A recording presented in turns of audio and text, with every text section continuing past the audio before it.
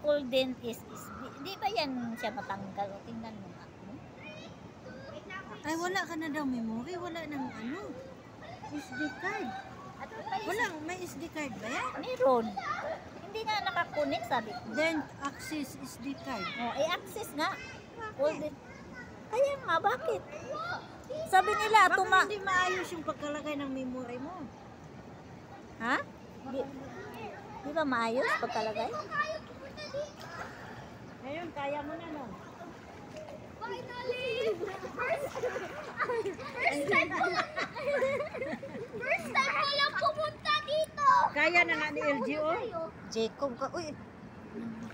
Ito maingay. Kaya na nga nila.